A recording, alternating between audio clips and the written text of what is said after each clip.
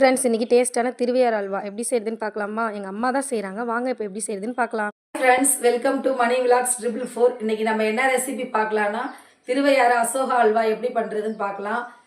பார்க்குற வீவர்ஸ் வீடியோவை ஃபுல்லாக பாருங்கள், ஸ்கிப் பண்ணாதீங்க. அப்போ தான் நான் பண்ணுற மெத்தட்லேயும் அதே ருசி உங்களுக்கு கிடைக்கும். நாங்கள் இப்போ தான் புதுசாக யூடியூப் சேனல் ஓப்பன் பண்ணியிருக்கோம். பார்க்குறவங்க எல்லாம் சப்ஸ்கிரைப் பண்ணுங்கள். வாங்க இப்போ வீடியோக்குள்ளே போகலாம். அல்வா பண்ண நான் ஒரு கிளாஸ் பாசிப்பருப்பு எடுத்து வாஷ் பண்ணி ஊற வச்சு எடுத்துக்கிட்டேன்.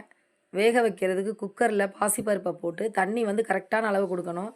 கம்மியாக கொடுத்தீங்க அப்படின்னா தீஞ்சு போயிடும். அதிகமாக கொடுத்தீங்க அப்படின்னா தண்ணி மாதிரி போயிடும். கரெக்டான அளவு தண்ணி விட்டு 3 விசில் விட்டு வேக வச்சு எடுத்துக்கிட்டேன். நல்லா வெந்த பாசிப்பருப்பை நல்லா கரண்டியோ அல்லது மத்தோ வச்சு நல்லா மசிச்சுக்கோங்க. மிக்சியில் மட்டும் போட்டுறாதீங்க. மிக்சியில் போட்டால் கூழ் மாதிரி ஆகிடும், ஆனால் அந்த டேஸ்ட் கிடைக்காது. அதனால் நல்லா மேஷ் பண்ணி எடுத்து வச்சுக்கோங்க. அல்வா பண்ண நான் ஒரு அடிகனமான பாத்திரம் எடுத்திருக்கேன். என்கிட்ட நெய் இல்லை, கம்மியாக தான் இருக்குது. அதனால் நான் ஒரு கிளாஸ் சன்ஃப்ளவர் ஆயில் எடுத்துக்கிட்டேன். நீங்கள் பாம் ஆயிலோ கடலெண்ணெயோ நல்லெண்ணெயோ யூஸ் பண்ணாதீங்க, சன்ஃப்ளவர் ஆயில் மட்டும் யூஸ் பண்ணுங்கள். எண்ணெய் ஹீட் ஆனதுக்கப்புறம் 2 டேபிள் ஸ்பூன் மைதா போட்டுக்கோங்க. போட்டு நல்லா கை விடாமல் கிண்டுங்க, கட்டி விழுந்துடும். 2 டேபிள் ஸ்பூன் போட்டுக்கோங்க. அதுக்கப்புறம் அரிசி மாவு 2 டேபிள் ஸ்பூன் போட்டுக்கோங்க. போட்டு நல்லா கிண்டி விடுங்க. நீங்கள் போடும்போது நல்லா நுரையாக வரும், அதுதான் கரெக்டான அளவு. அடுப்பை வந்து சிம்மில் வச்சுக்கோங்க.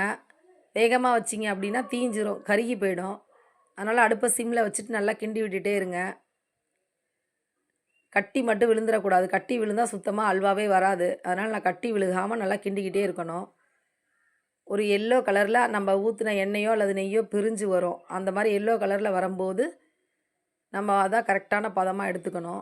அது வரைக்கும் நீங்கள் கை விடாமல் கிண்டிக்கிட்டே இருக்கணும். நல்லா கிண்டி விட்டுட்டு நல்லா மசிச்சு வச்ச பருப்பு எடுத்து அதில் ஊற்றிக்கணும். ஊற்றிட்டு கிண்டிக்கிட்டே இருக்கணும், இல்லைன்னா கட்டி விழுந்துடும். நல்லா கிண்டி விடுங்க. அப்போ தான் வந்து அந்த பருப்போட பச்சை ஸ்மெல் போய் நல்லாயிருக்கும். அது வரைக்கும் நல்லா கை விடாமல் கிண்டிக்கிட்டே இருங்க.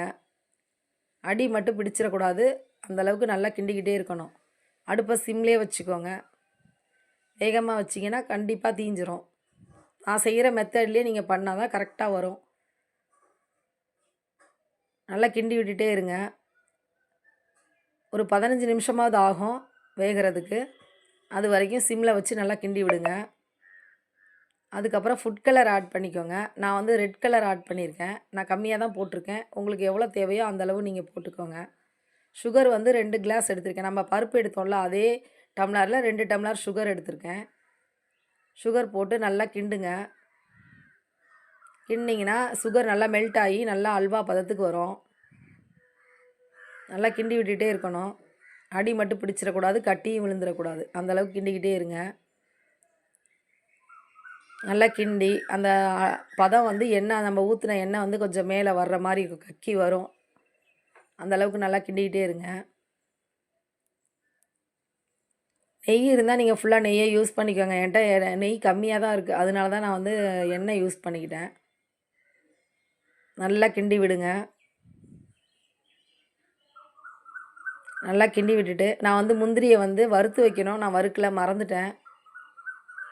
அதனால் முந்திரியை வந்து நல்லா வறுத்து வச்சுக்கோங்க. இப்போ வந்து முந்திரி அதை போட்டுக்கோங்க. ஏலக்காய் ஒரு 4 எடுத்துக்கிட்டேன். அதை நல்லா நல்லா அம்மியில் வச்சு தட்டி எடுத்துக்கிட்டேன்.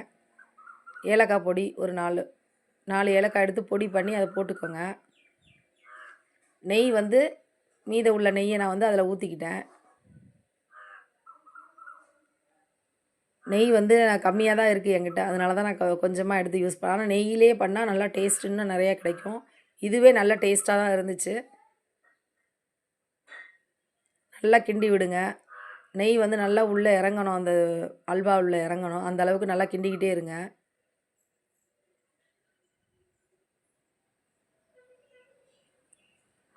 நல்லா கிண்டுங்க. எப்படி ஒரு 10 நிமிஷம் ஆகும். நெய் உள்வாங்கி நல்லா வெந்து வர்றதுக்கு ஒரு 10 நிமிஷம் ஆகும். நல்லா வேக விடுங்க. அடுப்பை மட்டும் ஹை ஃப்ளேமில் வச்சிடாதீங்க, லோவாக வைங்க.